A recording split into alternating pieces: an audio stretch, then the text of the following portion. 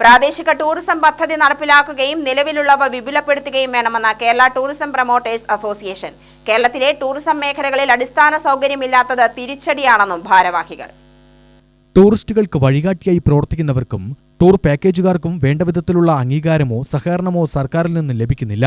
ഒഴിവുകാലങ്ങൾ, രാമായണ മാസം തുടങ്ങിയ വേളകളിൽ ടൂറിസം നടത്തി സർക്കാരിനും സമൂഹത്തിനും വരുമാനമുണ്ടാക്കി കൊടുക്കുന്നത് അസോസിയേഷനാണ്.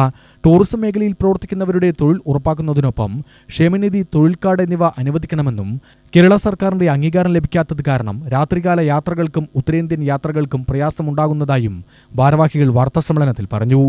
ക്ഷേത്രങ്ങളിലേക്കും തീർത്ഥാടന കേന്ദ്രങ്ങളിലേക്കും ടൂറിസ്റ്റ് കേന്ദ്രങ്ങളിലേക്കും ആളുകളെ സംഘടിപ്പിച്ച് കേരളത്തിലെ എല്ലാവിധ വരുമാന മാർഗങ്ങളിലേക്കും സഹായമാകുന്ന ഒരു സംഘടനയാണ് Kerala tourism promoters association KTPA. ഇപ്പോൾ ഒരു ടൂർ സംഘടിപ്പിക്കണമെങ്കിൽ കേരള ലൈസൻസ് ഇന്ത്യയിലെ പുറത്തേക്ക് കൊണ്ടുപോകണമെങ്കിൽ അതിൻ്റെ ലൈസൻസിൻ്റെ നല്ലൊരു ഇഷ്യൂ ലഭിക്കുന്നു.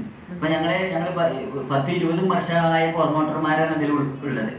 സംഘടനയുടെ ജില്ലാ സമ്മേളനം ഓഗസ്റ്റ് 29 പാലക്കാട് നടക്കും.